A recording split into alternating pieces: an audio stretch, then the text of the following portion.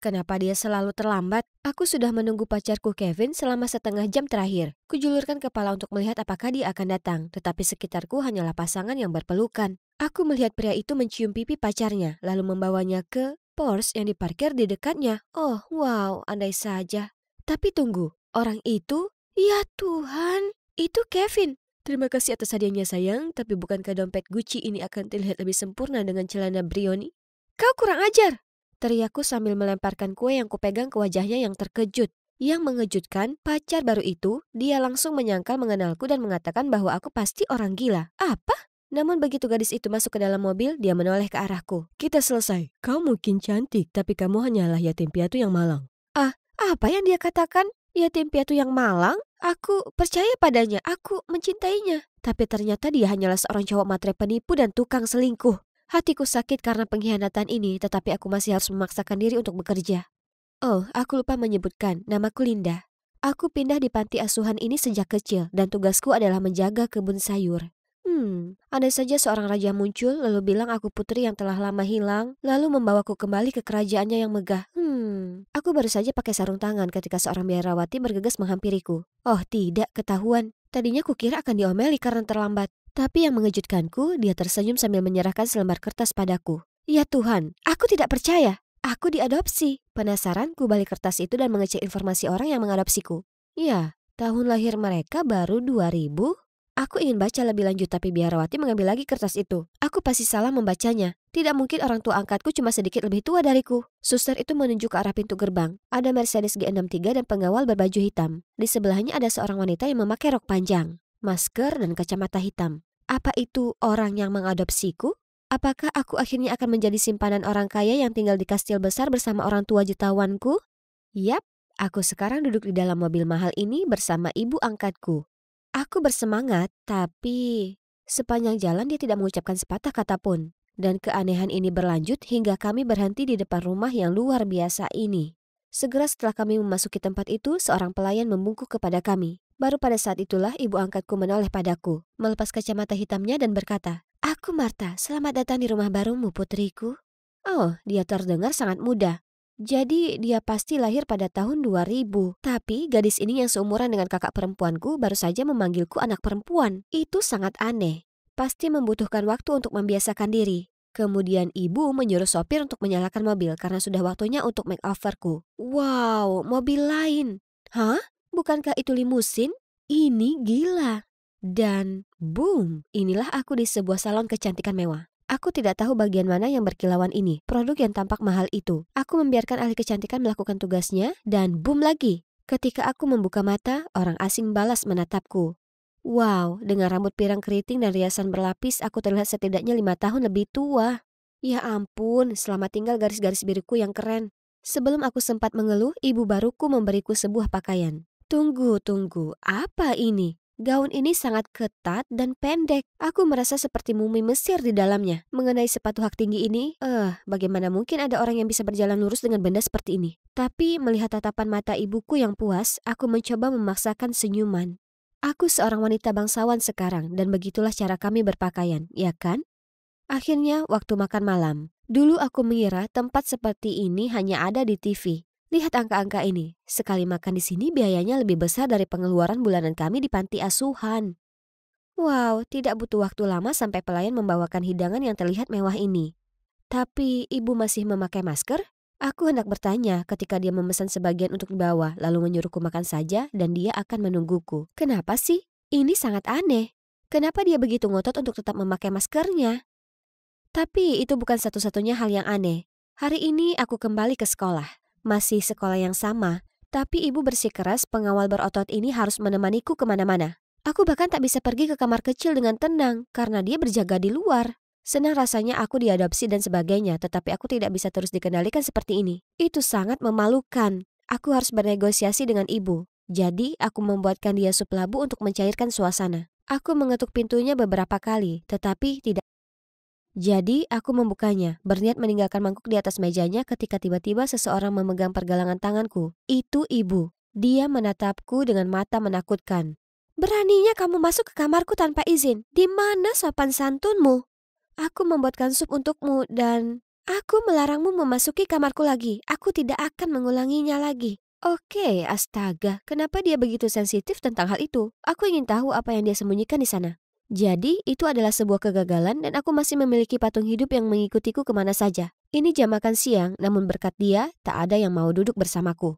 Aku harus melarikan diri darinya sebelum kehadirannya mencekikku. Apa yang harus aku lakukan? Akhirnya, setelah mendengar beberapa siswa menyebutkan bahwa mesin penjual otomatis telah kehabisan jus jeruk, aku segera meminta pengawal untuk mengambilkan jus jeruk untukku. Aku yakin dia tidak akan menemukannya meskipun dia menggali seluruh sekolah ini. Berhasil. Betapa hebatnya tidak diawasi oleh penjaga batu raksasa itu. Aku sedang berada di lapangan sambil ngobrol dengan dua orang temanku, tapi aku bahkan belum sempat menyelesaikan ceritaku sebelum pengawal itu muncul lagi. Bagus, sekarang aku membuat teman-temanku takut. Ini dia lagi dengan diam dan diam. Ini sangat menjengkelkan. Aku perlu menentukan tanggal untuk meminta maaf kepada teman-temanku atas kejadian itu. Dan tentu saja kita harus menyelesaikan gosip yang kita bicarakan. Tapi bagaimana mungkin aku bisa menghindari pengawalku? Aha, aku baru saja menyelinap keluar dari pintu belakang dapur dan hanya ada pagar yang tersisa antara aku dan kebebasan. Oh tidak, sistem peringatan bodoh itu. Pengawal itu bergegas ke arahku, tapi untungnya aku berhasil melewatinya. Tapi kemudian, oh tidak. Sebelum aku bisa memproses apa yang terjadi, ibu memelototiku dan memberi perintah kepada penjaga. Bawa dia kembali ke kamarnya, cepat. Begitu aku dilempar kembali ke kamarku, ibu mulai berteriak.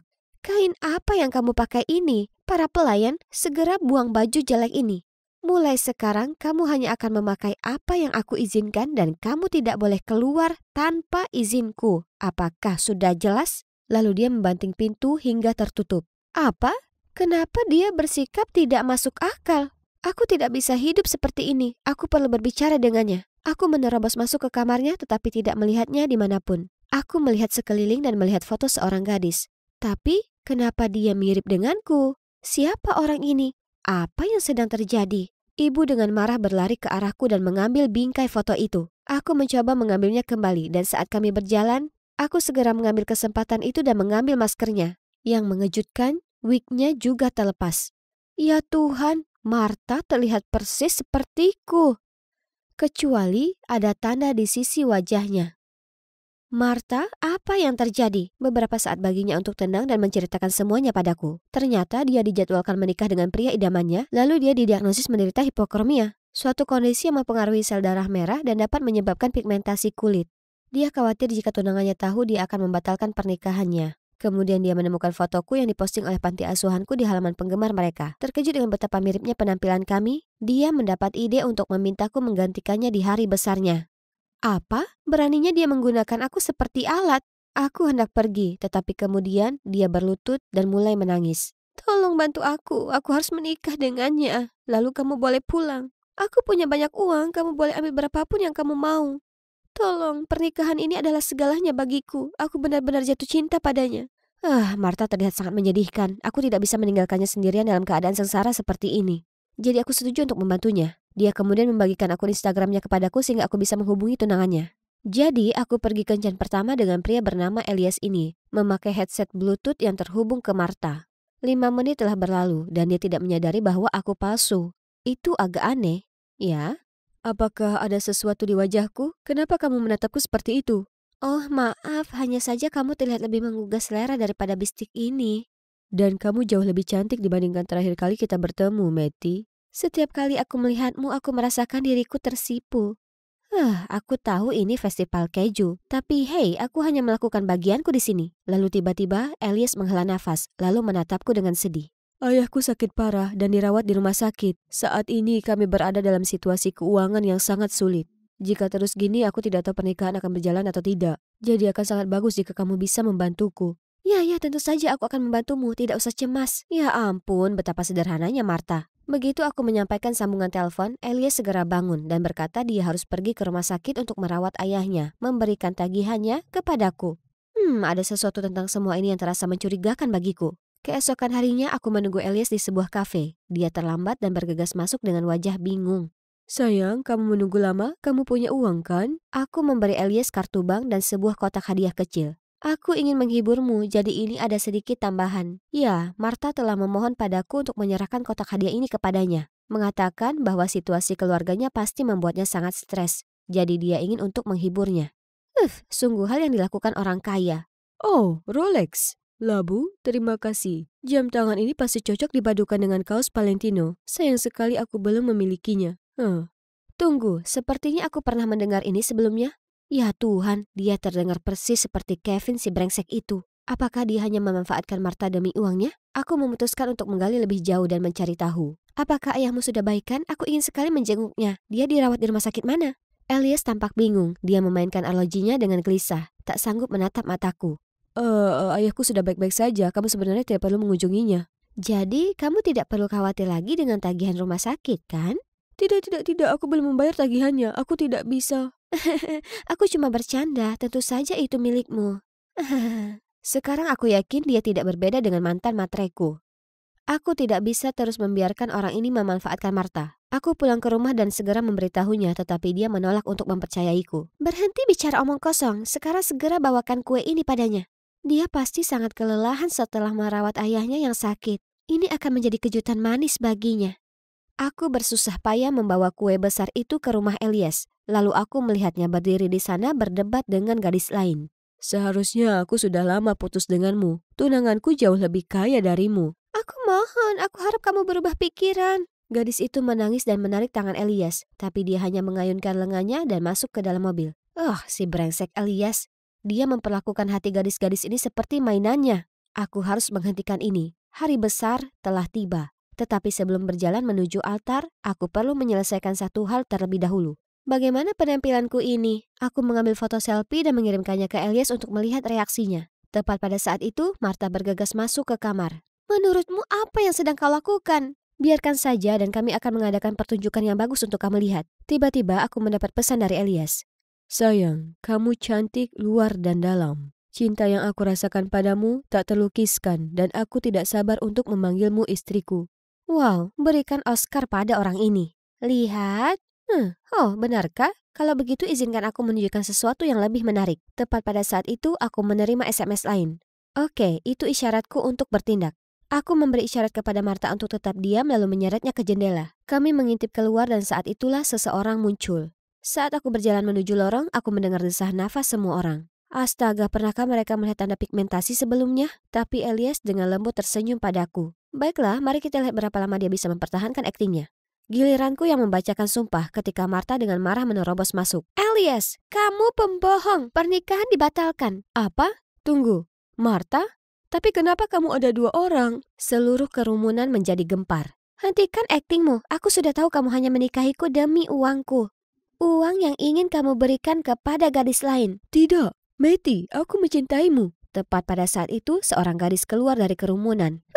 Kamu benar-benar yakin aku akan kembali bersamamu? Mimpi. Semua mata tertuju pada Elias yang menyedihkan dan dilanda kepanikan. Anggap saja kamu pembohong dasar matre. Oh, gadis itu terlihat familiar kan? Dia Ruby, mantan Elias.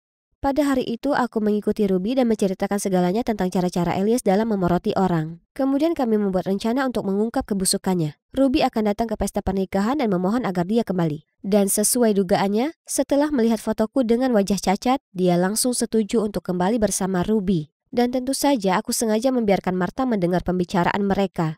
Cemerlang. Sekarang, Elias sedang disingkirkan oleh pengawal Martha.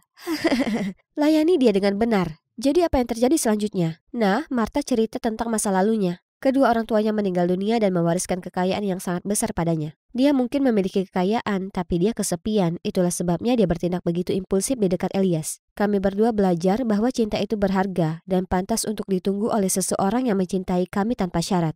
Martha mengizinkanku tinggal di sini, di rumahnya, dan kami menjadi sangat dekat.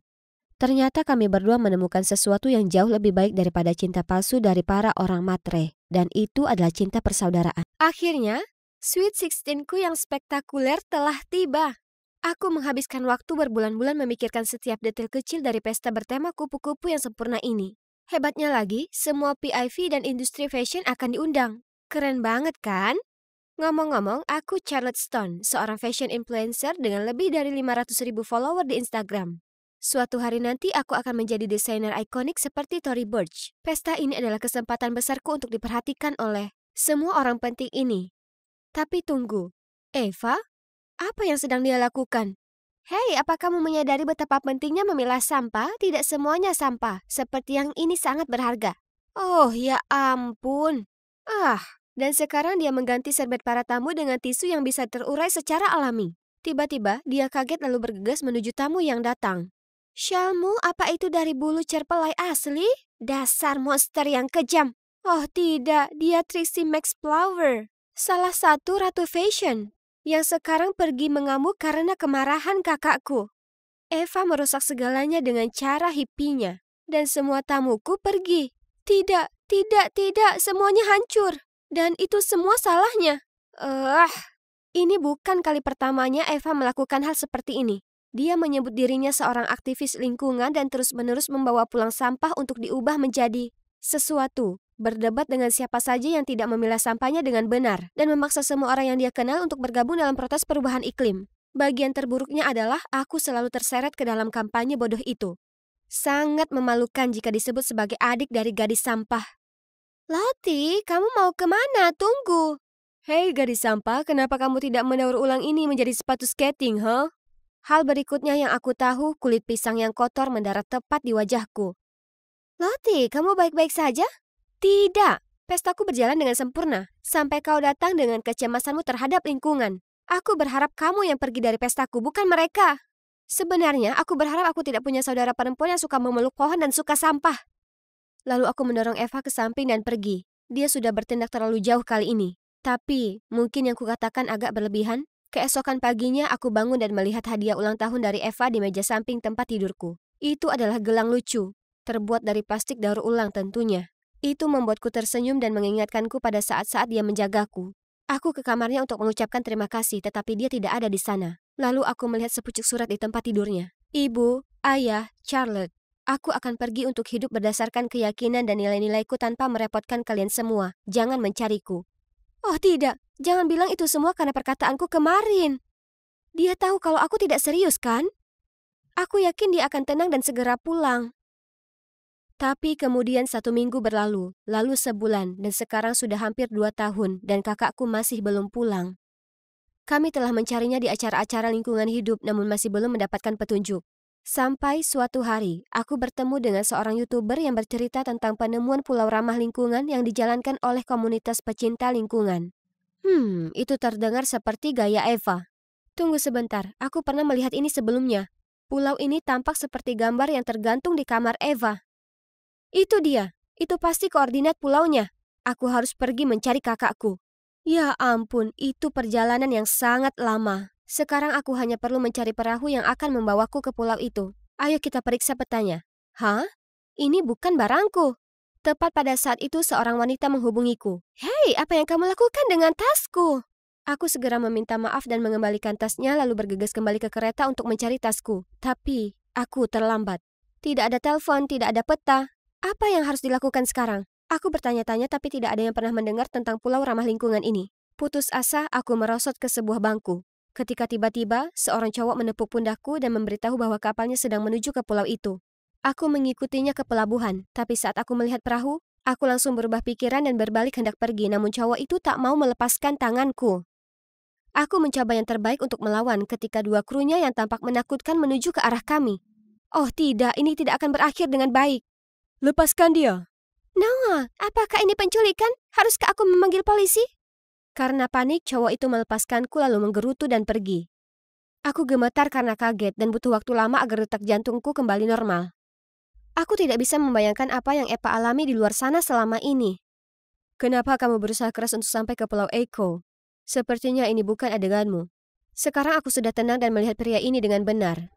Oh, dia manis. Dan dia tahu tentang pulau itu? Ternyata dia adalah mantan penghuni dan kini membawa adiknya ke sana. Aku tanya apakah dia mengenal seseorang bernama Eva Stone, tetapi dia menggelengkan kepalanya, mengatakan bahwa kebanyakan orang yang datang ke pulau itu mengubah nama mereka untuk memulai hidup baru. Oke, jadi aku harus melihat sendiri apakah Eva benar-benar ada di sana. Namun Noah bilang dia tidak bisa membantu, karena pulau ini memiliki aturan ketat terhadap pendatang baru. Jadi aku harus berbohong bahwa aku juga seorang aktivis lingkungan untuk meyakinkan mereka agar mengajakku. Dan, berhasil. Firasatku memberitahuku bahwa aku sekarang selangkah lebih dekat untuk menemukan Eva. Malam itu Noah mendirikan tenda di tepi pantai dan kami menunggu di sana perahu yang dijadwalkan membawa kami ke pulau itu pada pagi hari. Melihat Noah merawat Ellie membuatku sangat merindukan kakakku. Kebodohan egoisku telah mengusirnya. Tapi sekarang aku akan memperbaikinya. Aku pasti akan menemukan Eva. Keesokan harinya, Noah membangunkanku pagi-pagi sekali hingga burung camar pun tidak ada. Kami menaiki perahu layar yang tampak reot ini tanpa mesin apapun. Halo, apakah kita akan pergi ke pulau itu atau kembali ke zaman purba? Noah membantu mengarungi perahu sedangkan aku harus mengurus talinya. Ini jauh lebih sulit daripada kelihatannya. Aku hampir tidak bisa merasakan otot lenganku. Angin terbaik yang pernah ada, Charlotte. Kamu adalah jimat keberuntungan kami. Tapi ya, setidaknya aku memiliki pemandangan indah ini sebagai kompensasinya. Tiba-tiba, tali itu terlepas dari tanganku, menyebabkan pergelangan kemudi berputar dan gelangku terlempar ke laut. Oh tidak! Noah mencoba menghentikanku, tapi aku sudah berada jauh di dalam air dan langsung dikerumuni sampah. Itu dia. Aku menyingkirkan sampah itu, meraih gelang itu, dan hendak berenang kembali ketika kakiku tersangkut jaring ikan. Aku terjebak. Saat meronta, aku melihat seekor penyu mati, terbelit kantong plastik, hanyut. Apakah ini pertanda nasibku sendiri? Lalu aku merasakan pinggangku ditarik dan tiba-tiba aku terangkat ke atas air. Melalui batuk dan sesak napas, aku melihat Noah. Dia telah menyelamatkan aku lagi. Bagaimana kamu bisa begitu bodoh? Kamu beruntung aku meraihmu tepat waktu. Tidak, kamu yang beruntung yang baru saja mendapatkan pacar baru, yaitu aku. Ada apa denganmu? Tindakanmu bisa saja membunuh dirimu sendiri dan saudaraku, dan yang kamu pikirkan cuma merayunya? Maaf, tapi gelang itu sangat penting bagiku, dan aku serius. Seperti apa tipe cewekmu, Noah? Aku mungkin seseorang yang dewasa dan berani. Baiklah, mulai sekarang aku akan menjadi lebih dewasa. Fajar berikutnya aku akhirnya bisa melihat tujuan kami. Namun tepat ketika aku menginjakan kaki di tepi pantai, dua orang pria yang sepertinya adalah penjaga desa menghentikanku. Kamu bilang kamu membawa satu saudara perempuan, bukan dua. Siapa dia? Dia bersamaku, kata Noah. Ku coba meyakinkan mereka, tapi mereka bersikeras tetap mengikuti aturan. Tidak ada orang luar di pulau ini. Aku tidak ingin drama, yang aku inginkan hanyalah menemukan saudara perempuanku. Hei, ketua datang! Ya ampun, apalagi yang terjadi? Aku meraih tangan Noah dan bersembunyi di balik punggungnya. Tolong jangan tinggalkan aku. Tidak akan. Dengan mata terpejam, aku mendengar seseorang masuk dan suara wanita berkata, "Ada apa ribut-ribut? Tunggu, suara itu."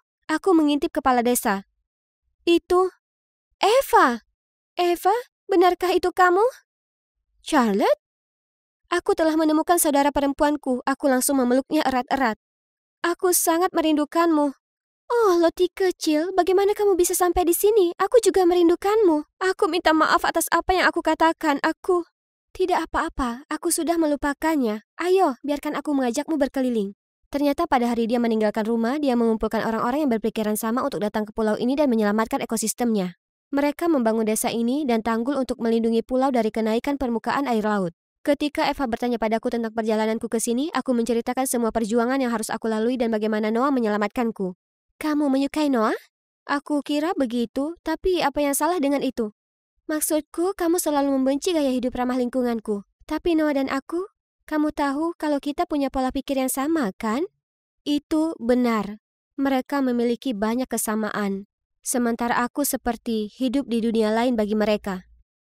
Tidak apa-apa, aku telah banyak berubah sejak terakhir kali kamu melihatku. Eva, aku bertanya-tanya apakah aku bisa tinggal di sini sebentar? Eva menyetujuinya. Yeay! Sekarang aku punya waktu lebih banyak untuk membujuk kakakku agar pulang dan memenangkan hati laki-laki impianku. Jadi, sebagai anggota terbaru desa, keesokan harinya aku mulai membantu semua orang melakukan tugas mereka seperti mengumpulkan kelapa, membuat barang-barang DIY, dan menanam karang. Aku bahkan memanfaatkan selera fashionku dan menghasilkan desain penuh gaya yang juga ramah lingkungan. Meskipun Noah terlalu sibuk untuk melihat kreasiku, para penduduk desa lainnya sangat antusias dengan kreasiku dan sering mengunjungi workshopku untuk mencoba pakaian baru. Hei sayang, desain ini luar biasa. Kamu seperti Dewi Penjahit. Itu Sam, rekan kerjaku di workshop.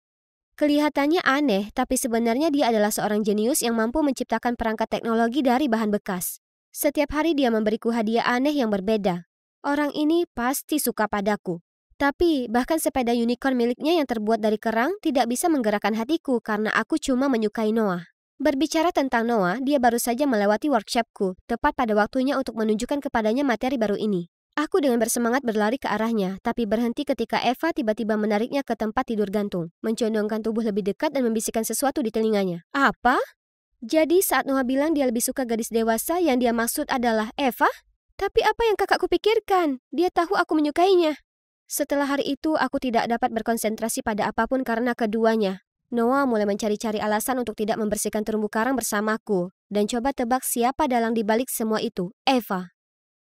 Aduh. Hebat. Aku tidak sengaja baru saja menginjak bulu babi, sehingga aku dilarikan ke pondok medis. Eva juga datang untuk menanyakan apakah aku baik-baik saja, tapi aku menolak berbicara dengannya atau Noah. Lukanya membengkak dan aku masih tidak bisa berjalan normal beberapa hari kemudian. Anehnya, Ellie mulai bersikap baik dan merawatku, dan bahkan memata-matai Noah dan Eva untukku.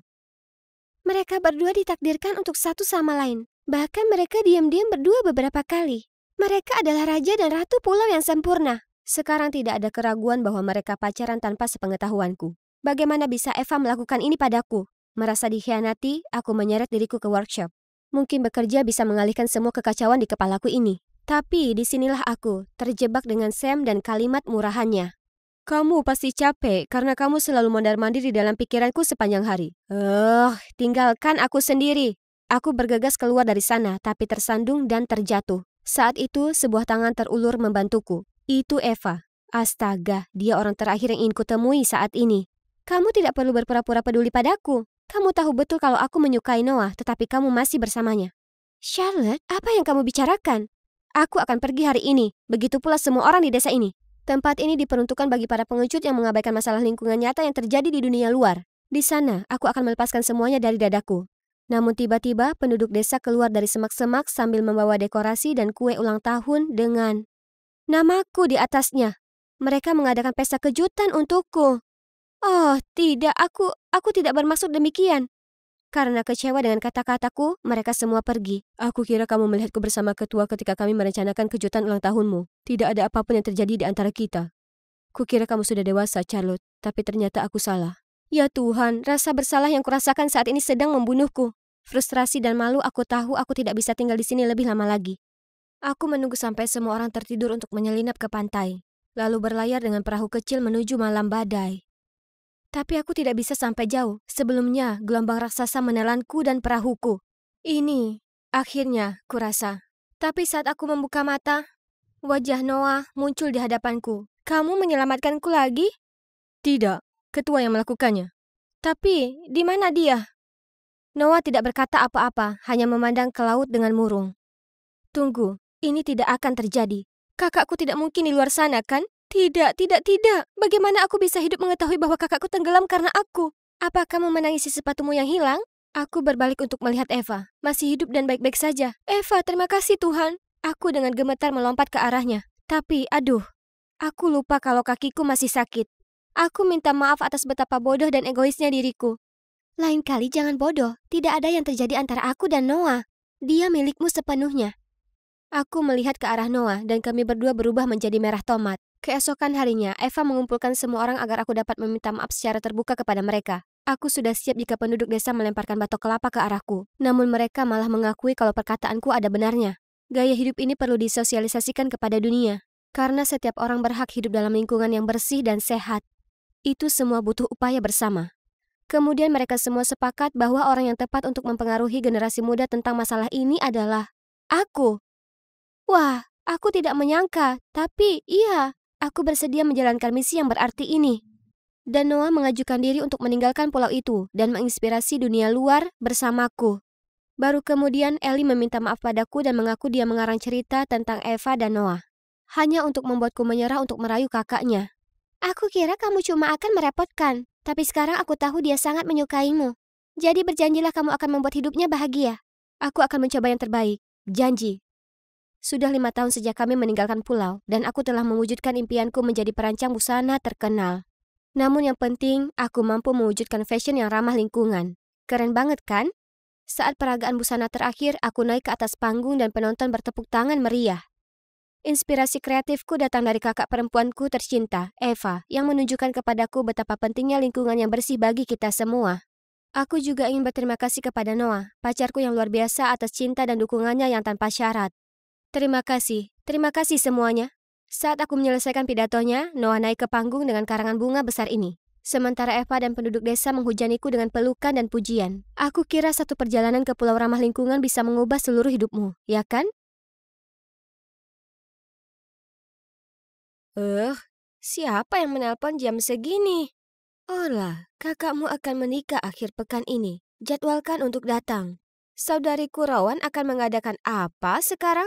Dia belum pernah berkencan dan baru berusia 19 tahun. Apakah masih mendengarkan, Orla? Tentu saja kau sudah punya pacar sekarang, jadi ajaklah dia. Pacar? Ya, benar. Seolah aku tak sibuk dengan sekolah akhir-akhir ini. Tak peduli apapun yang kulakukan, di mata ibu aku selalu jadi anak pemalas yang sering berpesta dengan laki-laki. Sementara Rowan anak penurut dan pekerja keras. Kau tahu, orang tuaku sudah lama bercerai, jadi aku tinggal bersama ayahku di Atlanta dan ibu serta kakakku Rowan tinggal di pinggiran kota Denver bersama nenek. Sudah lama sekali aku tak bertemu dengannya, jadi aku tak keberatan untuk mengunjunginya kali ini. Hanya saja, di mana aku bisa menemukan pria dalam waktu singkat ini? Kampung halaman tercinta sudah lama sekali. Oh, ada Paul.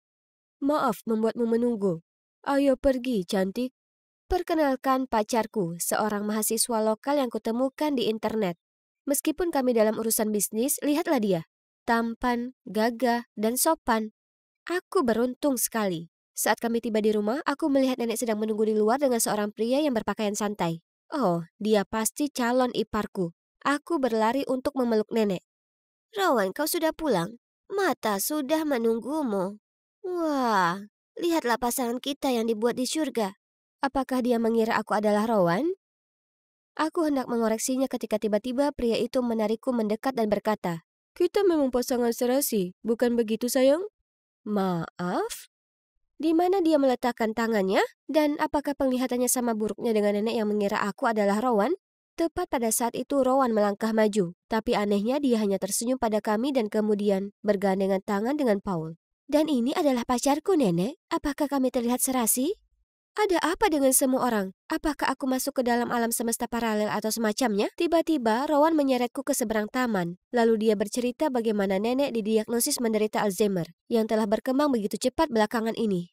Artinya kadang-kadang dia lupa, dan di lain waktu dia ingat mengacaukan semua orang dan segalanya.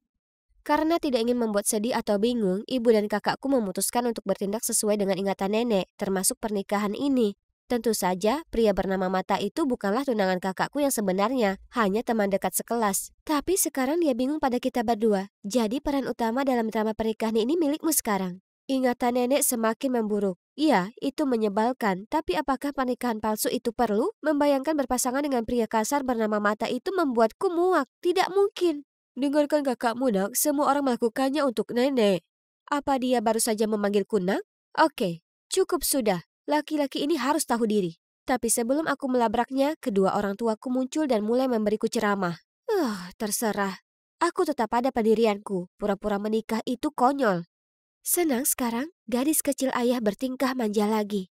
Kumohon aku membesarkannya dengan baik. Dan kau, jika kau sudah merawat ibumu dengan lebih baik, dia tak akan seperti itu. Belum lagi. Mereka hanya bertemu satu sama lain setiap beberapa tahun sekali. Tapi pertengkaran selalu terjadi hampir seketika.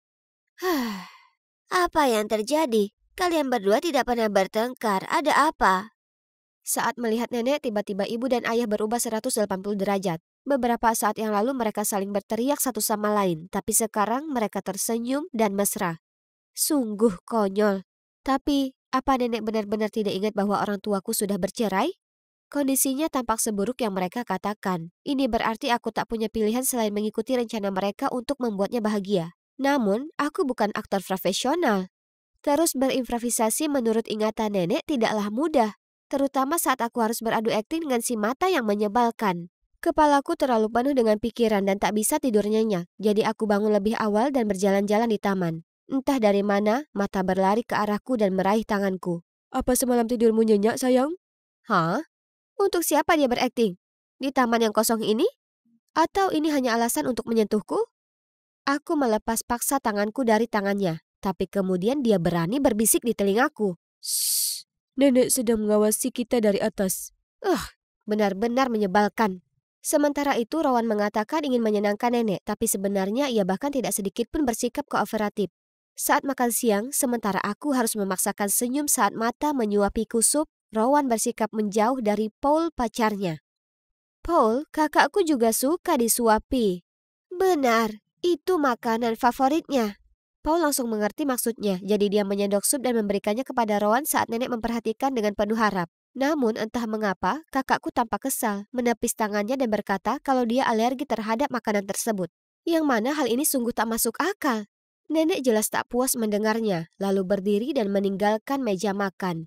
"Ada apa denganmu, Rowan? Kau tak perlu terlihat begitu kesal di depan nenek. Kenapa kau tidak bisa bekerja sama dengan Paul?" Memang seperti itulah Rowan dari dulu. Dia pemalu dan tak bisa membuka diri dengan mudah pada orang asing, tak sepertimu. Apa maksudnya itu? Sebelum aku sempat menjawab, ayah membelaku. "Bagaimana kau bisa berkata begitu? Bukankah Allah berusaha sebaik mungkin untuk memainkan perannya dan tak membuat nenek curiga?" "Oh, jadi kalian berdua berbuat baik, dan kami hanya mengacaukan semuanya?"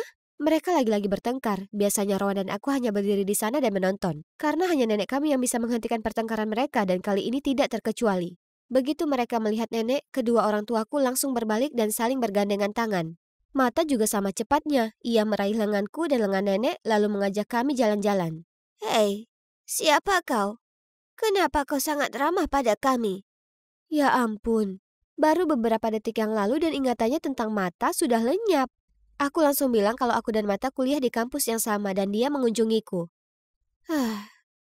Aku pikir itu sudah cukup, tapi tidak. Berbicara tentang kampus, dia langsung bertanya mengapa kami ada di rumah saat seharusnya kami berada di kampus. Seluruh keluargaku terdiam mendengar reaksinya. Orang tuaku menyebutkan tentang pernikahan untuk melihat apakah dia ingat sesuatu. Tapi dia langsung marah. "Bagaimana bisa kalian bicara soal pernikahan saat kedua cucuku masih usia sekolah? Apa kalian berdua sudah gila?" Jadi keesokan paginya, aku harus pergi ke kampus bersama Rowan. Namun yang menjadi masalah adalah kami harus naik sepeda kecil berwarna merah muda ini bersama-sama sesuai perintah nenek. Ini memalukan, tapi bagaimana kami bisa menolaknya? Dia hanya mengingat kenangan lama. Jadi, aku berkeliaran di sekitar sini sepanjang hari menunggu Mata dan Rowan menyelesaikan kuliah mereka. Tiba-tiba aku melihat Paul bersama beberapa gadis. "Hei, apa yang kau lakukan di sini?" "Oh, Ola. Aku cuma memberi arahan kepada para mahasiswa baru ini. Sebenarnya, aku sedang menunggu untuk menjemput kakakmu." Wow, sepertinya Paul benar-benar naksir Rowan. Aku harus memberitahu kakakku yang pemalu itu untuk memanfaatkan kesempatan ini. Aku mengajak Paul ke ruang kuliah tepat saat kelas selesai, lalu mendorong Rowan ke arahnya, mengucapkan selamat bersenang-senang, dan segera menarik Mata untuk memberi ruang bagi pasangan itu. Akhirnya, aku bisa pulang ke rumah. Tapi, saat kami sampai di gerbang kampus, kami melihat ayah membantu nenek menuju ke sini.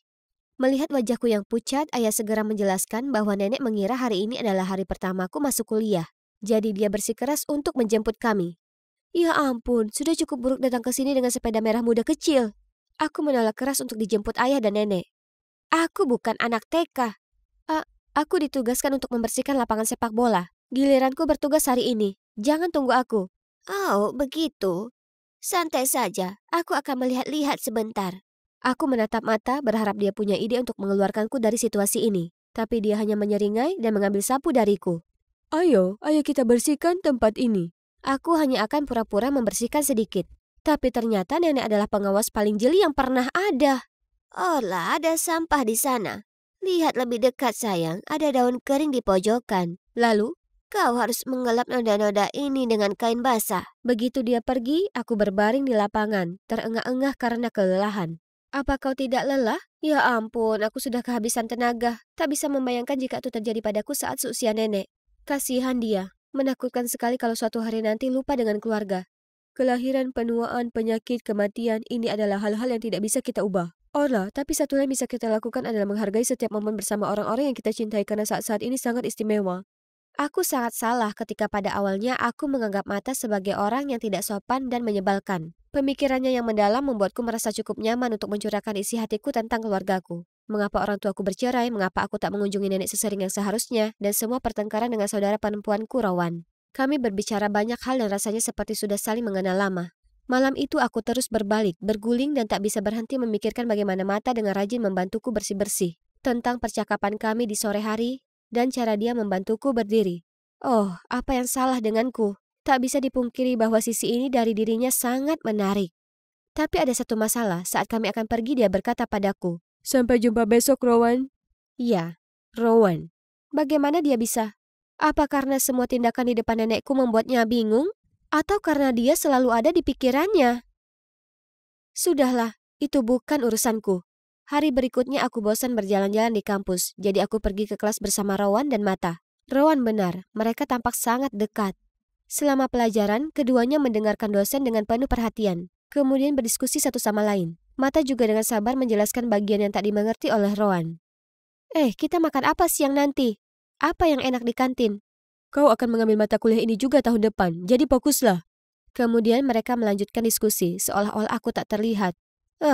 Sungguh membuat frustrasi. Hei, apa kau cemburu? Jangan, kita cuma teman. Kenapa dia berkata begitu? Cemburu? Itu konyol. Masih cemberut? Bagaimana kalau kita pergi ke bioskop malam ini? Aku akan membantu kalian berdua. Dan disinilah kita. Sesuai rencana, aku akan duduk di sebelah Mata, sementara Rowan akan bersama Paul. Terdengar bagus? Namun, ketika Rowan hendak duduk di sebelah Paul, Mata langsung mengambil tempat duduk itu. Jadi, dia tidak ingin duduk di sebelahku atau dia tidak ingin Rowan bersama Paul? Apapun alasannya, dia jelas tidak punya perasaan padaku. Begitu film selesai, aku bergegas keluar dari sana hanya untuk melihat pemandangan yang tidak asing. Nenek dan ayah lagi. Dia mulai mengomel dan bersikeras mengantarku pulang. Kenapa kau masih di luar jam segini, Rowan? Masih banyak yang harus dipersiapkan untuk pernikahan. Sekarang pernikahannya kembali? Ya ampun, kau juga. Seorang calon pengantin pria seharusnya tidak bermain-main seperti ini. Paul, mengapa kau tidak memasangkan aku dengan Mata seperti sebelumnya, Nenek? Setelah semuanya kami kembali ke pasangan semula. Aku dengan Paul, Mata dengan Rowan. Ya, ini hanya pernikahan palsu. Jadi tidak masalah dengan siapa aku menikah, bukan? Tapi mengapa ada perasaan yang mengganjal? Kemudian seolah nenek punya telepati untuk mendengar keinginanku, tepat sebelum upacara dimulai, ingatannya tiba-tiba berubah lagi. Apa yang kau lakukan duduk di sini? Sudah waktunya, naiklah ke sana. Nenek menarik Mata ke altar dan menyuruh Paul, pengantin pria, untuk minggir. Oh, betapa manisnya. Setelah itu, semua terasa seperti mimpi. Aku berjalan di altar, Mata memandangku dengan lembut dan dengan tulus mengucapkan sumpahnya. Aktingnya sempurna, sementara aku gemetar karena gugup. Menyadari hal ini, dia dengan lembut memegang tanganku untuk menenangkanku. Aku bersedia. Kerumunan riuh bertepuk tangan dan di antara mereka aku melihat wajah bahagia nenek. Meskipun momen ini sangat menyenangkan, aku tak lupa dengan misi penting lainnya, yaitu membantu kakak perempuanku mendapatkan pacar. Jadi aku melemparkan buket bunga ke arah Rowan dan mengedipkan mata pada Paul. Tapi anehnya dia tidak terlihat senang dengan hal ini. Malam itu setelah semua tamu pulang, aku mencari Mata. Jujur, aku sangat ingin tahu apakah dia merasakan hal yang sama denganku. Dia ada di sana, tapi mengapa terlihat begitu gelisah? Aku hendak memanggilnya, ketika tiba-tiba dia berlari dan meninju. Paul, berulang kali. Kau brengsek, menjauhlah dari Rowan, paham? Apa yang terjadi? Mereka berkelahi karena Rowan? Jadi Mata memang pura-pura saat upacara? Dia menyukai Rowan, bukan aku. Bukankah kau bilang kau hanya berteman dengan Mata? Ada apa dengan semua ini? Teman tidak cemburu ketika orang lain menggodamu. Allah, ini tidak seperti yang kau pikirkan. Aku tahu, dia pikir dia bisa mempermainkanku lagi. Aku berbalik dan hendak mengejar Paul untuk memeriksanya, tapi tangan seseorang menarik tanganku. Itu Mata. Paul tak sebaik yang kau pikirkan. Ternyata alasan mengapa Rowan merasa canggung di dekat Paul adalah karena Paul selalu berusaha menyentuhnya. Belum lagi para gadis di media sosial menyebutnya pria yang hanya memanfaatkan mereka dan berselingkuh. Mata dan Rowan tahu itu semua, tapi mereka coba bertahan hingga pernikahan. Namun, dia terus melewati batas. Jadi hari ini Mata memutuskan untuk memberinya pelajaran. Jadi tindakanku di bioskop hari itu dan barusan adalah untuk melindungi temanku, bukan karena aku cemburu. Aku tak tahu dia melakukan begitu banyak hal untuk keluargaku. Olah, kenapa kau di sini? Bukankah ini masih tahun ajaran? Dan juga, orang tuamu sangat aneh. Kenapa mereka berbaikan satu sama lain? Oh, dia memanggilku dengan namaku. Dia bahkan bertanya siapa Mata. Ingatannya sepertinya sudah kembali dengan sempurna. Dengan pikiran bahwa nenek kita sudah sembuh, Rowan segera menelpon orang tua kami. Kami sangat bahagia berpikir sebuah keajaiban telah terjadi. Tapi kemudian dokter menghancurkan kebahagiaan baru kami dengan mengatakan kalau itu adalah fenomena yang disebut terminal lucidity, yang berarti nenek kami tidak memiliki banyak waktu lagi. Tak satupun dari kami yang ingin percaya. Tapi tak ada yang bisa kami lakukan selain memanfaatkan sisa waktu berharga bersamanya. Aku juga memutuskan untuk menunda kuliah dan tinggal bersama nenek selama hari-hari terakhirnya. Setiap pagi kami berjalan-jalan bersama sambil aku mendengarkan cerita-ceritanya tentang masa lalu dan kemudian berbagi beberapa kenangan terindahku dengannya. Ibu dan ayah masih bertengkar dan kemudian berdamai. Beberapa hal memang tidak pernah berubah. Tapi Rowan dan aku semakin akrab. Ternyata kami punya lebih banyak kesamaan daripada yang kami sadari. Dan Mata, dia masih datang mengunjungi nenek. Lalu, suatu hari saat Mata sedang berpamitan denganku, tiba-tiba nenek berteriak keras. Kau pikir kau mau kemana? Masih banyak yang harus dipersiapkan. Kau kira pernikahan ini hanya lelucon atau apa? Pernikahan lagi? Kami terdiam dan saling berpandangan hingga nenek berteriak untuk kedua kalinya. Tapi kali ini, mungkin aku dan Mata tidak perlu berakting lagi. Karena ketika aku bertanya apakah dia siap untuk mengucap janji suci lagi, dia menjawab. Tentu saja, Orla. Aku selalu siap untuk mengucapkan kata-kata itu padamu setiap hari. Tidak ada di sini. Di sana juga tidak. Di mana ya? Ini bukan sembarang kaos. Ini adalah milikku yang paling berharga. Ada tanda tangan Kendall Jenner, idolaku. Franny, kaosmu kotor jadi aku mencucinya. Ayo lihatlah. Oh, sial. Aku bergegas melihat kaosku yang berharga ditumpuk dengan rapi di atas cucian yang baru. Tidak. Tanda tangan itu benar-benar hilang. Nenek! Benar, orang yang bertanggung jawab atas kaos polos yang tidak diinginkan ini adalah nenekku, yang baru saja pindah bersama kami setelah kakek meninggal. Awalnya, hal ini terasa menyenangkan karena kenanganku tentang nenek berasal dari masa kecilku yang bahagia bersamanya. Tapi sekarang aku menarik kata-kataku. Dia benar-benar bencana. Asal kau tahu, dia sudah tua tetapi masih ingin belajar menggunakan media sosial. Ibuku bahkan membelikannya iPhone 14 terbaru. Sementara aku, putrinya tersayang, terjebak dengan iPhone 8 yang payah ini. Sejujurnya dia cuma butuh jenis ponsel jadul yang hanya bisa menerima panggilan. Dengan sifat pelupanya, dia akan lupa semua kata sandi. Jadi yang paling tepat memang masuk saja dengan iCloud-ku. Toh ponsel ini akan jadi milikku.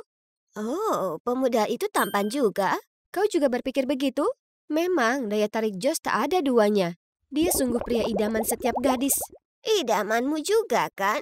Seolah aku punya kesempatan, dia terkenal dingin, dan tak ada gadis di sekolah yang membuatnya tertarik.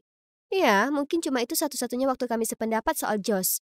Selebihnya, kami selalu berdebat tentang segala hal, terutama caraku berpakaian. Dia bahkan tak repot-repot bertanya sebelum menjahit semua celana jeans robek favoritku, dan kemudian meninggalkan gaun buatannya di tempat tidurku dengan catatan, gaun imut ini akan lebih cocok untukmu. Aku dulu sukai gaun yang dia buat saat usiaku 5 tahun. Tapi siapa yang masih memakai gaun seperti ini sekarang? Bukan itu saja. Dia selalu mengomeliku karena meluruskan rambut dan bukannya membiarkannya keriting alami. Karena itu lebih manis.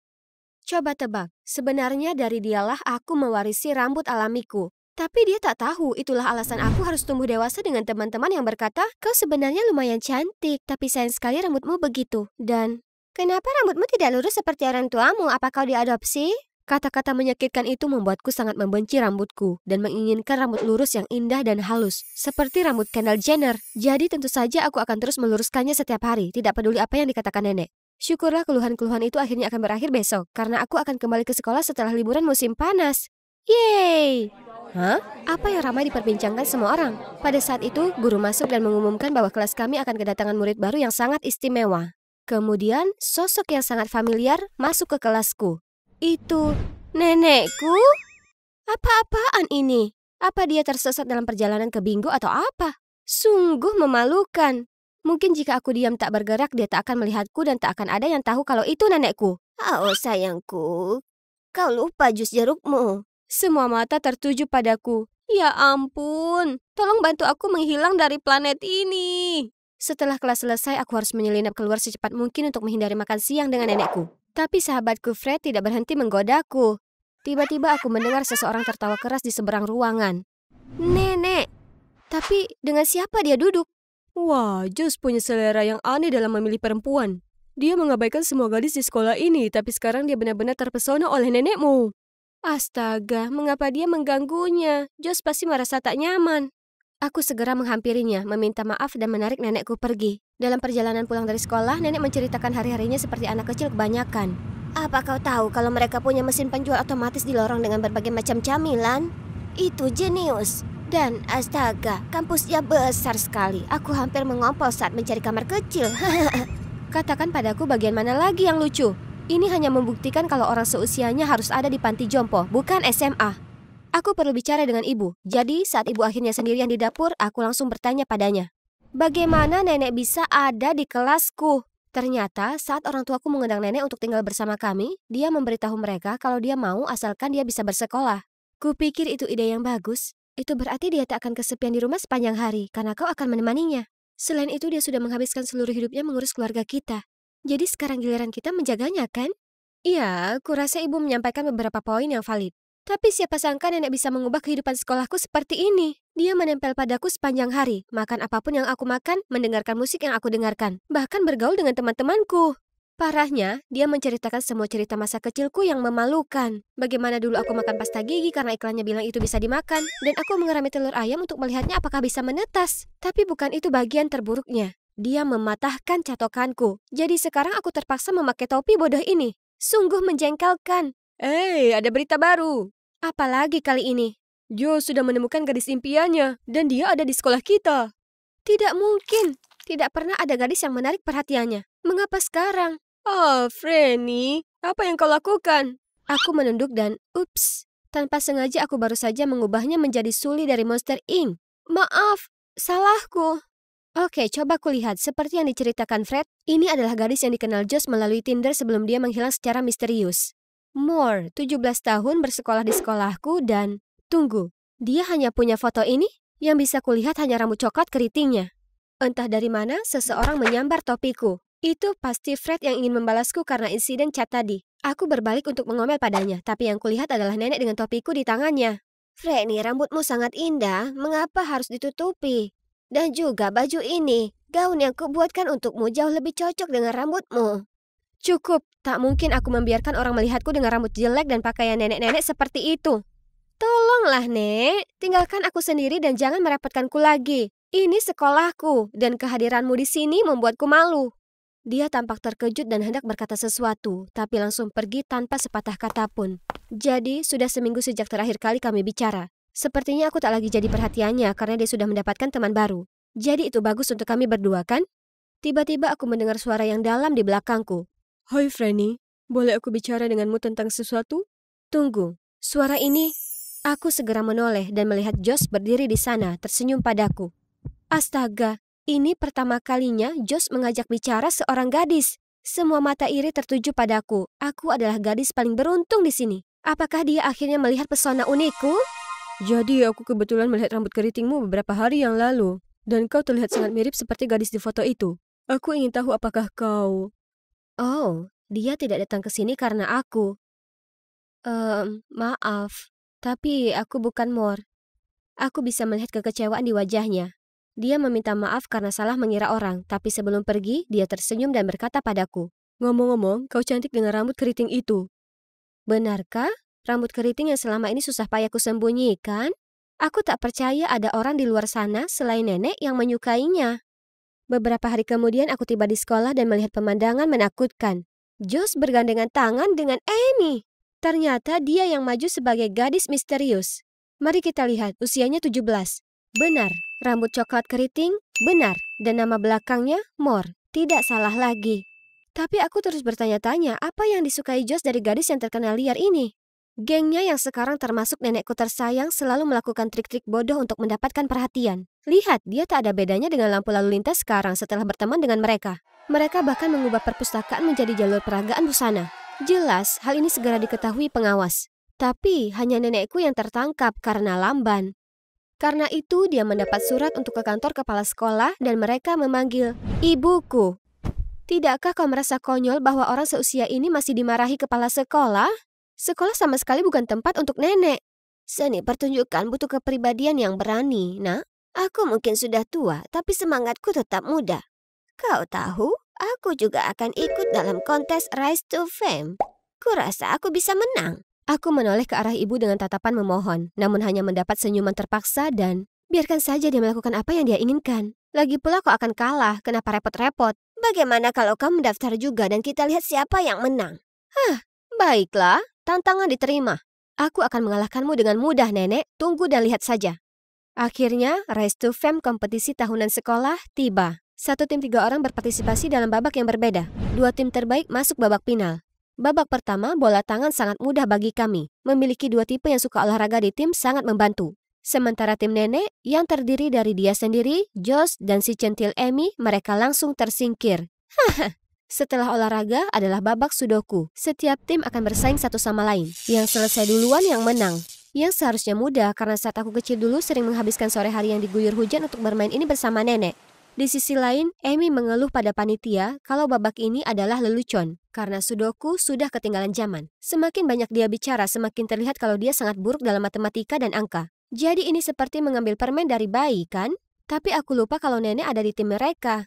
Dan tak disangka, Josh juga sangat cerdas. Tak butuh waktu lama bagi mereka memecahkan teka-teki yang sulit. Melihat mereka berpelukan dan merayakannya membuatku kesal. Kalah 1 detik saja dari mereka benar-benar menohok. Fokus, Franny. Kita harus kalahkan mereka di babak negara dan sejarah untuk menang. Tinggal beberapa menit lagi menuju babak final. Aku hendak meninggalkan ruang tunggu ketika tiba-tiba mendengar ding dari ponsel yang tertinggal di kursi. Itu ponsel nenek. Tapi, tunggu.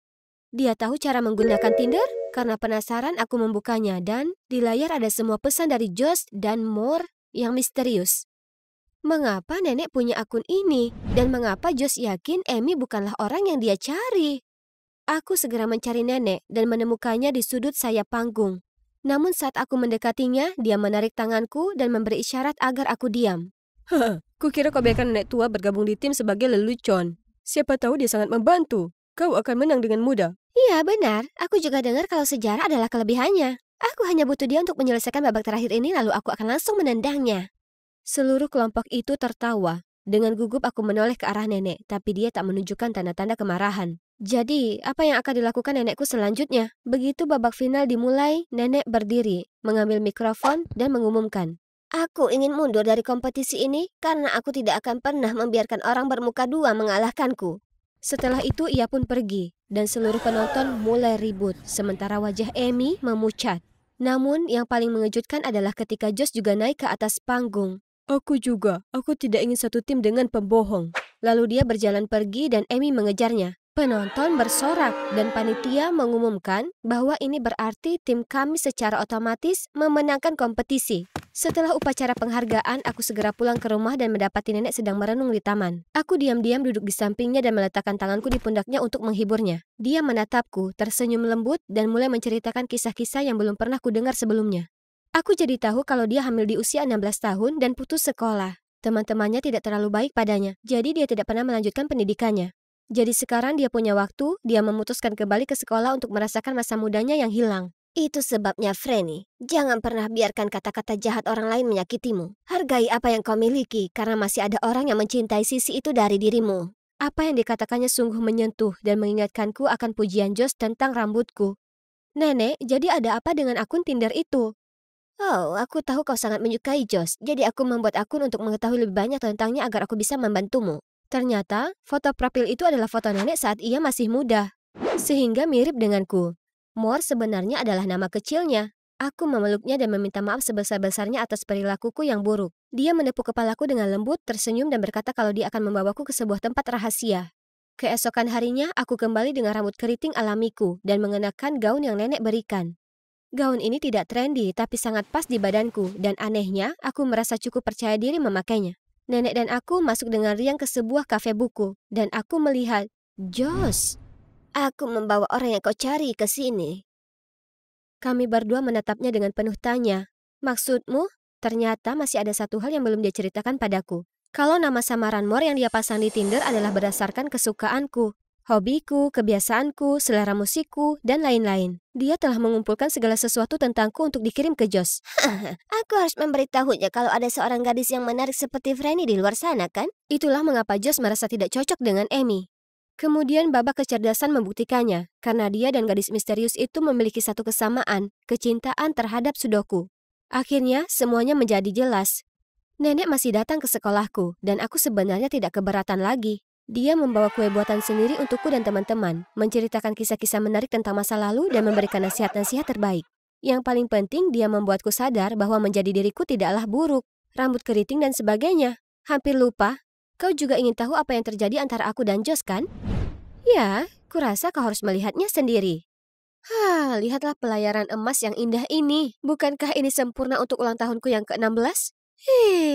Inilah bagian paling menarik malam ini. Hadiah tentu saja. Semua tamu berbaris ingin sekali memberikan hadiah mereka kepadaku. Pak Robinson membelikanku eau de parfum ini dalam botol emas yang cantik.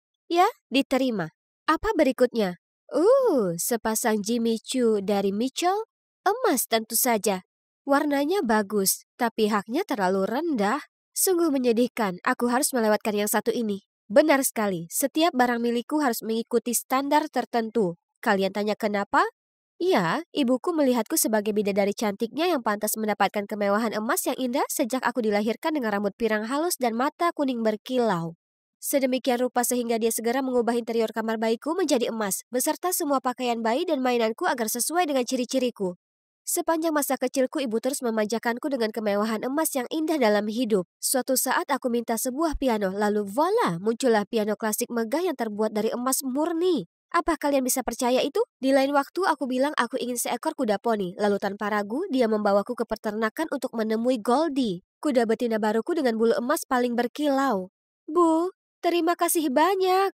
Sayang, emas adalah lambang kekuasaan dan kemegahan. Kamu harus selalu ingat betapa istimewanya dirimu dan jangan pernah menerima apapun yang kurang dari kesempurnaan. Dan itulah kata-kata yang selama ini aku jalani. Kembali ke pesta ulang tahunku, saatnya untuk kue ulang tahun. Tapi, bunganya berwarna pink. Aku ingin semuanya emas. Chef Friends, tolong kikis semuanya dan ganti dengan yang emas. Aku tidak percaya ulang tahunku hampir hancur karena itu. Ibu menepuk pundakku untuk menghiburku, sementara ayah hanya memberikan tatapan tidak setuju. Itu cuma kue, Lola. Bagaimana kamu bisa menyesuaikan diri jika kamu bersikeras untuk menjadi pemilih? Mungkin kamu harus bergabung dengan sekolah negeri untuk sedikit membuka matamu. Sekolah?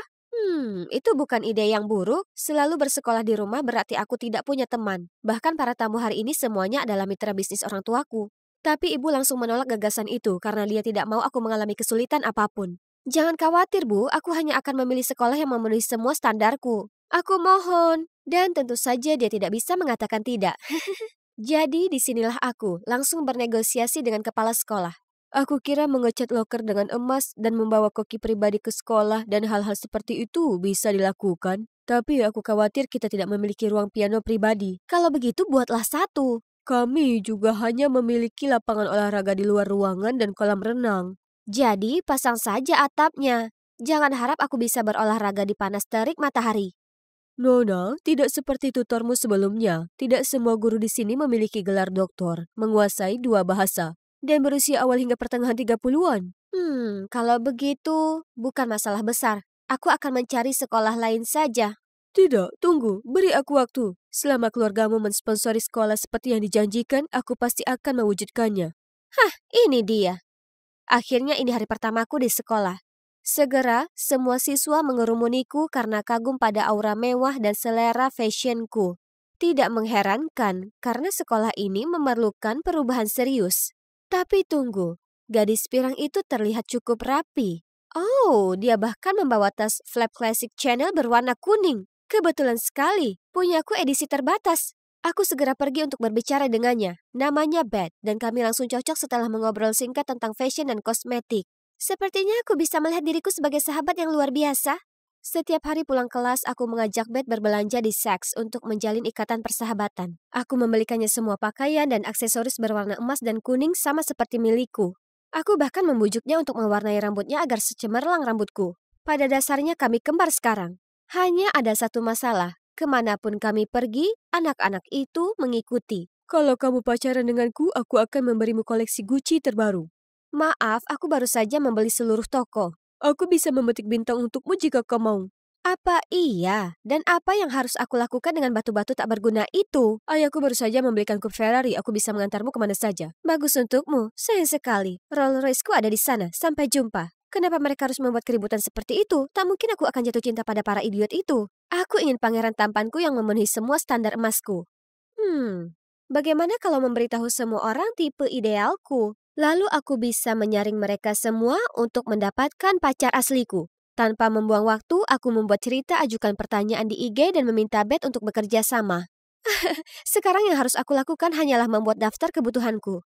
Keesokan paginya di sekolah, semua orang bodoh itu akhirnya meninggalkanku sendirian. Oh, kecuali lelaki ini. Hei manis, aku bisa menjadi pria impianmu.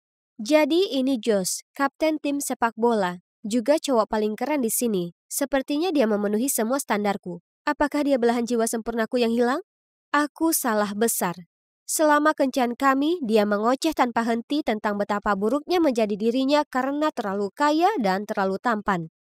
Betapa inginnya aku memasukkan stik ini ke dalam mulutnya dan pulang. Tapi menurutku dia memang memenuhi standar tinggiku. Jadi mungkin aku harus memberinya kesempatan lagi.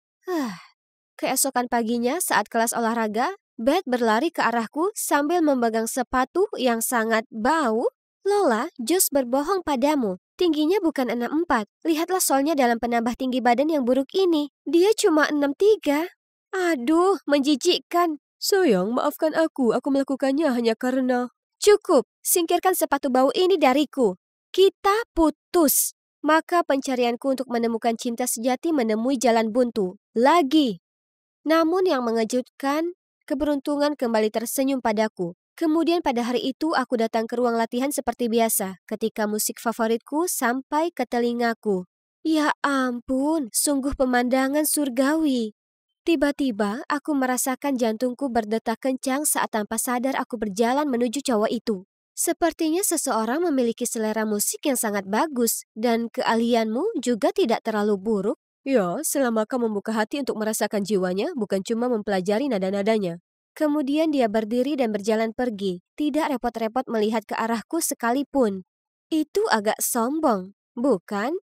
Namun anehnya, aku berdiri di sana dengan bingung. Tapi tunggu, siapakah aku hingga bengong semudah itu? Mari kita lihat apakah dia memenuhi standarku terlebih dahulu. Beth membantuku mencari tahu lebih banyak tentang dia. Ternyata dia adalah Connor, murid pindahan baru yang mencoba masuk tim bola basket. Jadi, aku langsung menemui Ken, sang kapten, dan berbisik di telinganya. Memintanya untuk memberikan alasan agar Connor menjalani pemeriksaan fisik di kantor dokter pribadiku. Tentunya. Hasilnya akhirnya masuk. Pirang alami, tidak botak, centang. 6 kaki 5 inci pasti tanpa sol penambah tinggi badan, centang. Gigi putih tidak berlubang, centang. Wow, dia memenuhi semua kriteria. Lalu aku bergegas ke kantor kepala sekolah, meminta laporan sekolah Connor, dan itu sangat mengesankan. Ia selalu menduduki peringkat 2 besar di sekolah. Aktif mengikuti kegiatan ekstrakurikuler, bahkan pernah meraih juara di kompetisi basket nasional. Ya Tuhan, dia sempurna. Tapi tunggu, ada satu syarat lagi. Sedikit lebih tinggi. Lebih tinggi. Lebih tinggi. Iya, itu dia. Tapi gadis-gadis ini terlalu terobsesi dengan otot perutnya. Itu milikku, oke?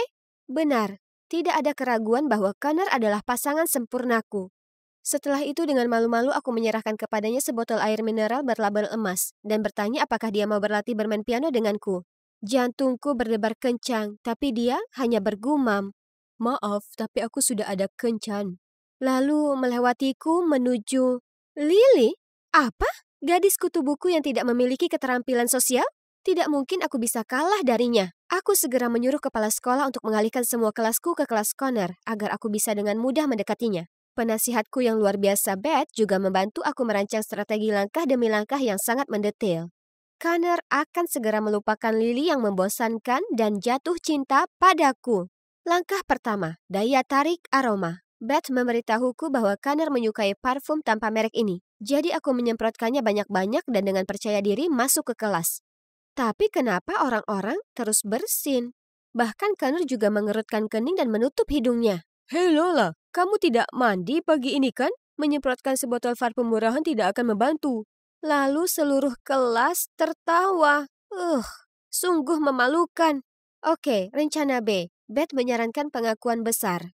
Ide bagus. Jadi ketika sekolah berakhir, aku dan para pemandu sorak membentuk formasi tepat di tengah pintu masuk untuk mengajak Connor berkencan. Tapi sebelum dia sempat bereaksi, seorang gadis tiba-tiba kehilangan keseimbangan dan menyeret semua orang jatuh ke atasku. Aduh, kali ini pasti akan membuatnya menangis.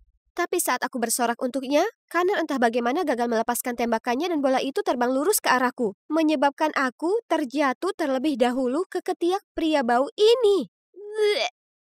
Kenapa semuanya terus berjalan salah? Tiba-tiba aku bertemu Josh. Dia meraih tanganku dan mulai memohon padaku untuk baikan. Dia mengatakan dia telah mencoba segala macam cara untuk tumbuh lebih tinggi dan sekarang berhasil mencapai 6 kaki 4 inci.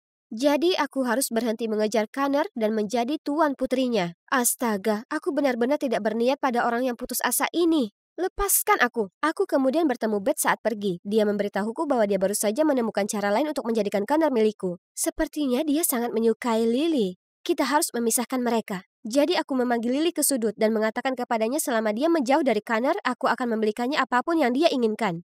Kamu tahu tidak semuanya bisa dibeli. Connor tidak tertarik padamu. Jadi sebaiknya kamu menyerah. Kamu hanya mengganggunya.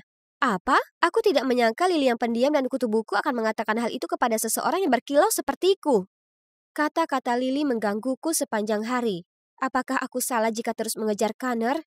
Tiba-tiba, seseorang berlari melewati jendela dan menyediakan seember cat ke Lily. Aku duduk di sana dengan bingung melihat apa yang baru saja terjadi ketika Connor segera melepas jaketnya dan menutupi Lily. Kamu yang ada di balik semua ini kan? Kamu benar-benar telah melewati batas. Menjauhlah dari kami. Tunggu, dia mengira aku yang melakukan itu? Memang benar aku tidak menyukai Lily, tapi aku hanya ingin dia menjauh darinya. Aku tidak pernah ingin dia ditutupi cat ungu yang mengerikan. Namun hal terburuk belum terjadi. Keesokan harinya, Connor tiba di sekolah dengan rambut hitam pekat. Rambut yang indah? Kenapa kamu merusaknya? Tapi Connor hanya mengoceh padaku dan mencoba menarik Lily menjauh. Kau tahu ada lebih banyak hal pada Connor selain warna rambutnya. Apa kamu menyukainya karena pribadinya atau hanya karena dia memenuhi semua standar absurd milikmu? Jika kamu benar-benar menyukainya, kenapa tidak mengubah standarmu untuknya? Aku terdiam. Lily benar. Menurutku semua standar itu cukup untuk menjadi pacar yang luar biasa. Lalu aku menyadari betapa Josh mampu melakukan apa yang diperlukan, namun aku tidak menginginkannya. Aku hanya menginginkan Connor. Ayo pergi Lily, seseorang yang naif dan manja tidak akan pernah mengerti apa itu cinta sejati. Serahkan dia pada rencananya. Tunggu, kenapa kamu terus bersikeras bahwa akulah yang menyakiti Lily? Berhentilah berpura-pura, aku tahu cat itu adalah salah satu dari banyak trik kotormu. Beth sudah mengirimku video di mana kamu gagal menyuap Lily. Hah? Beth? Kenapa dia melakukan itu? Aku masih bingung ketika tiba-tiba kepala sekolah memanggil Beth ke kantornya. Aku bergegas ke sana untuk mengetahui pelaku yang memercikan cat ke Lily tertangkap, dan dia mengungkapkan bahwa dalangnya adalah Beth. Awalnya dia mencoba untuk menyangkalnya, tetapi ketika cowok menunjukkan kami pesan teks mereka tentang kesepakatan, dia harus mengatakan yang sebenarnya. Kamu mencuri segalanya dariku. Sebelum kamu datang ke sini, akulah idaman semua orang. Tapi sekarang semua orang hanya melihatku sebagai replikamu. Kenapa kamu begitu terobsesi dengan warna emas yang mengerikan dan standar bodohmu? Aku tidak percaya Josh benar-benar menyukaimu. Padahal aku yang berada di sisinya saat kamu mencampakkannya. Hah? Jadi Beth menyukai Josh selama ini? Dia bahkan menerima untuk berkencan dengannya secara rahasia. Tapi ternyata Josh hanya memperlakukannya sebagai sampingan sementara dia mencoba memenangkan hatiku kembali. Jika aku tidak bisa memiliki Josh, kamu tidak akan pernah bisa memiliki Connor. Sulit dipercaya. Jadi selama ini aku membiarkan Rubah menjaga angsa. Aku tidak tahan lagi dengan tempat ini, jadi aku membolos dan langsung pulang. Malam itu, saat melihat betapa kesalnya aku, ayah datang menghiburku. Aku menangis dan menceritakan semua tentang kehidupan cinta dan masalah persahabatanku. Sayang, mungkin ini saatnya kamu melihat orang lain secara berbeda. Standar-standar itu tidak berarti apa-apa. Kamu harus membuka hatimu dan membiarkan dirimu melihat kebaikan pada orang lain. Ayah benar, aku begitu terpaku pada mereka, sehingga aku tidak bisa melihat sifat sebenarnya dari orang-orang di sekitarku. Aku memilih Beth dan Josh berdasarkan standar tersebut, namun keduanya mengecewakanku. Sementara itu, Connor sengaja melanggarnya, namun aku tidak bisa menghilangkannya dari pikiranku. Standarnya seperti lembaran musikku. Aku memainkan setiap not dengan benar, tapi aku begitu terjebak dalam sisi praktisnya, sehingga aku lupa untuk merangkul jiwaku. Jadi keesokan paginya, aku meminta maaf kepada Connor atas masalah yang aku timbulkan pada dia dan Lily. Aku hanya ingin kamu tahu, aku sangat menyukaimu, tidak peduli apa warna rambutmu. Tapi, bolehkah aku menanyakan satu pertanyaan? Apa yang ada di diri Lily yang sangat kamu suka? Apa? Kamu pikir aku berkencan dengan Lily? Dia sepupuku. Ini sangat memalukan. Tapi tunggu, kalau begitu, apakah itu berarti aku masih punya kesempatan? Apakah kamu ingat saat kamu berumur 10 tahun, kamu berpartisipasi dalam kontes piano anak-anak? Sebuah kalung emas dicuri dari hotel tempatmu menginap. Ya, aku hanya memiliki ingatan samar tentang kejadian itu. Tersangkanya seorang anak laki-laki berambut pirang, anak seorang karyawan perempuan. Tapi aku malah melihat kalung itu mengintip dari saku pria. Biarkan saja anak itu, orang ini adalah pencurinya. Jadi, anak itu adalah Connor. Sehingga dia langsung mengenaliku pada hari kami bertemu lagi. Namun ketika dia melihat betapa sombongnya aku, dia mengira aku telah berubah menjadi lebih buruk dan mengabaikanku. Sekarang aku melihat gadis mengagumkan yang kukenal masih ada di sana setelah sekian lama. Jadi aku tidak keberatan jika kita mulai mengenal satu sama lain lagi. Beneran? Doakan aku beruntung kali ini, teman-teman.